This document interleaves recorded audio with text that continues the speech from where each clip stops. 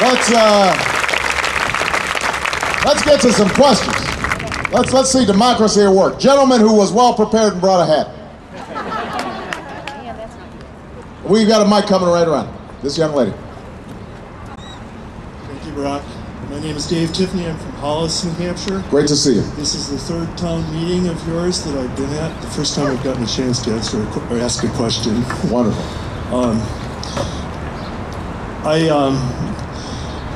I'm very impressed with what I've heard from you so far, and I hate to think what this race would be like if you weren't in it.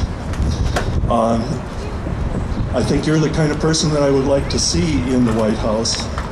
I think that you're somebody who could restore our credibility around the world, and I'd like to see children in the White House again. They're good-looking kids too.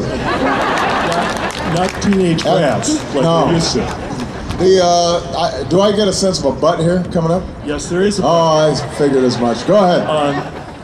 While I support you very strongly, I am not ready to give you my vote yet. Okay. And I'd like to see what you can do between now and November about ending the war in Iraq. One of the questions I have is that I hear all the candidates say that we need 67 votes. How come we never talk about only needing 41 votes?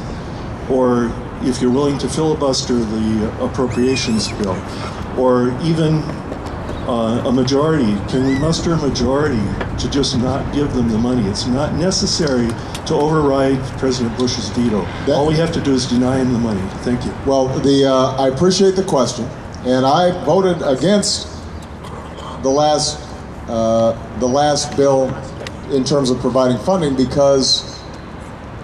not because I was not interested in funding the troops. That's an old story that's been told by the White House. But because I'm not willing to give the president a blank check. Look, here's the facts in Iraq. Here's what we know. The surge has not worked. And 8 weeks from now, when General Petraeus reports, he will tell, they said today, well, even in September, we're going to need more time. So we're going to kick this can all the way down to the next president, under the president's plan. The second thing we know is that we are not going to solve this problem militarily. The fact that we had the Iraqi legislature take a vacation, and when asked about it, the White House spokesman said, well, you know, it's hot in the summers. Apparently not realizing that American troops with 100 pounds worth of gear are there right now while these guys are taking vacation is unacceptable. So nobody wants more desperately for us to bring the troops home. We do not have 41 votes to block funding. We don't. The last bill, there were fewer than 20 votes, I think. There might have been 20. I mean, we're 20 votes short.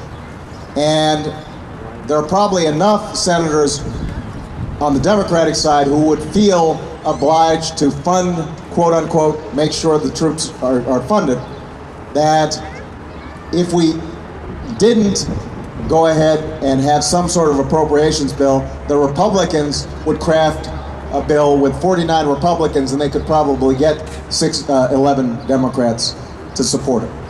That's why I say that the best route for us to bring this war to an end is to come up with the 67 votes to override a presidential veto.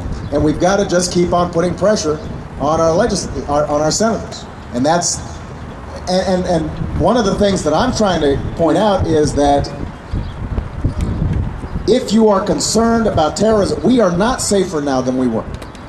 We are not safer now because we have created a hotbed of terrorist activity in Iraq, and we have allowed Al-Qaeda to restore itself in the Afghan-Pakistan border. And so this is not a question of whether you're a hawk or a dove.